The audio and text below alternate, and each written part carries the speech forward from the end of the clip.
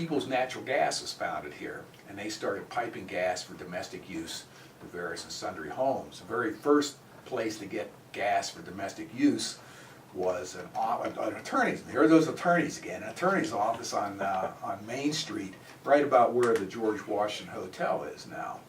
And he was the first person to get it in the city of Washington. A few others on outline, like on Jefferson Avenue at that time, was not part of the city of Washington.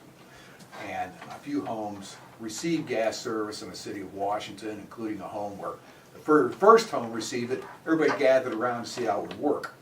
And this person had his oven hooked up to it. And they baked bread. And the local paper at the time reported on, spent a day there watching this person bake bread, and it was just a phenomenal thing. So then it worked further into town, the attorney got it, and then it was piped into homes, and the first person to use it for lighting was this Professor Lyon, who had also invented and patented a gas regulator, which made it possible to regulate gas coming into a house so it could be used better for lighting. So on a side note, my grandfather worked for Columbia Gas for 35 years. Is that right? Yeah, at the meter shop in Bethel Park. Uh-huh. And also my grandmother worked at Washington Steel for 35 Well, there years. you go. And my other grandfather had a cleaning rag business, and I worked for him when I was young, right out of high school, and I went around to all the Brockway, the glass plants were still here. Right. Used to go to Washington Steel, used to go to Jessup, used to go to all these different industrial places and pick up, these rags, bring them back, have them cleaned, take them back.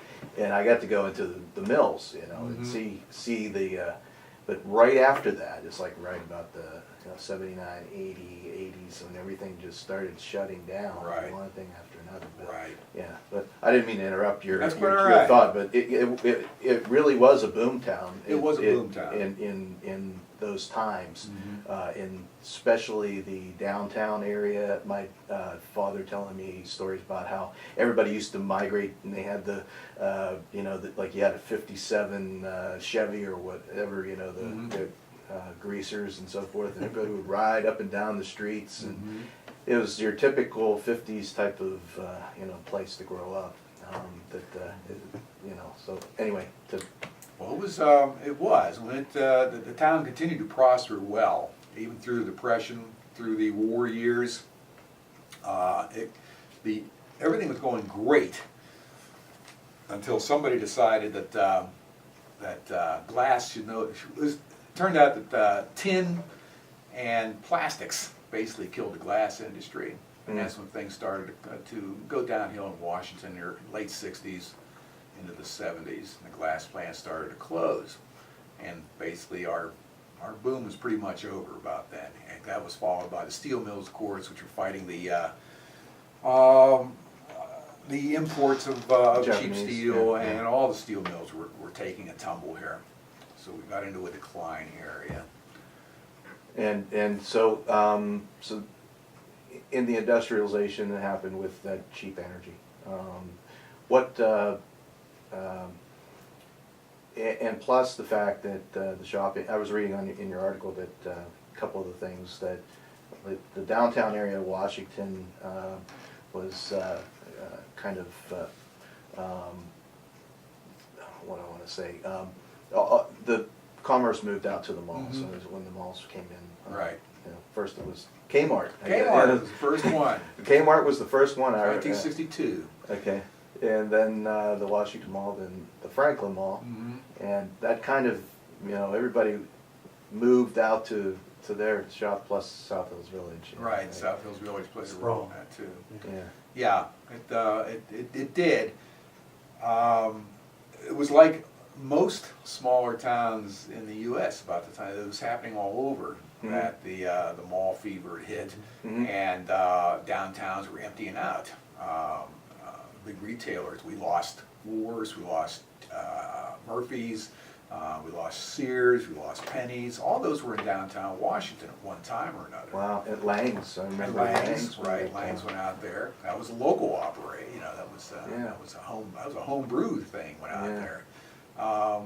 There's not too many of the originals still in downtown Washington here. And of course the city tried to fight this, the Bicentennial project. Yes. I don't know if you remember that or not. Oh yeah, I do. That was a great time. Things were getting pretty desperate. The city was aware of it. The city officials were aware of it. And they're trying to come up with ways to do it. And the federal government all of a sudden comes up with massive amounts of money that they were throwing at municipalities to help revitalize their downtown areas. Sounds kind of familiar, right? Yeah. Okay. Well, the Democrats are in power. Sounds kind of That's familiar. not a political comment. It's just the way it was. Yes, probably should say all views expressed are those of Of the speaker here, Yeah. correct. Yeah. But anyhow, money was available, and the Mike Johns administration in the 70s tapped into that. Well, it started a little bit earlier with George Stewart's administration, who obtained the old post office, the old main post office building on West Maiden Street, Mm. and for I can't remember exactly how much it was very little, and converted that into the city's city hall. Up till then, for many decades, the city had been operating out of leased buildings along Main Street and on Strawberry Avenue and places like that, and now had a city hall, and had a very nice city hall. And into that city hall moved the Johns administration, with a lot of new people, new ideas, and a nice chunk of federal money that they could play with, and they launched the Bicentennial project. That, incidentally, is named for the city. One of the city of Washington's names back in the day was Bicentennial, very briefly. David Hogue laid out the plan of lots back in 1781 or something like that, and briefly named it Bicentennial. He first named it Dandridge, then he named it Bicentennial, and it wasn't until much later they named it Washington in honor, of course, of George Washington, thinking that was the first city in the nation named for the famous general who saved our country. Mm-hmm. Turned out it was the third one. There were two Washingtons before them, one in Georgia and one in North Carolina, I believe. But anyhow, back to Bicentennial. Yeah. That was a very interesting time. The idea was to redo downtown Washington, spruce it up, make it look, bring it back into more of a modern age here, and they did that. They widened Main Street. They didn't widen Main Street, actually they narrowed Main Street. They widened the sidewalks, eliminated parking, widened the sidewalks, put in new lighting, new sleeker looking lighting and signs, facades, sleeker facades, neater facades were put on buildings. They built the Bicentennial Plaza with a fountain, and they built a parking garage back behind the plaza. And they really made the town look nice. Originally, it was supposed to also include the courthouse square. There was going to turn the Main Street in front of the courthouse into a pedestrian way, and turn that whole area into a very attractive fair or square. That ran afoul of county officials because it would mean taking at least a section of the courthouse wall. I don't know if you're familiar with that kind of low wall in front of the courthouse. Yes. But somebody determined had historic significance. And so the county was balking at cooperating with this deal, so the city said, the heck with it. They bagged that part of the project and put the money toward the garage. So we ended up with a much nicer looking downtown with tree plantings, underground utility lines, everything else, and a lot of hope, but it didn't seem to make any difference. Shops and stores still continued to leave.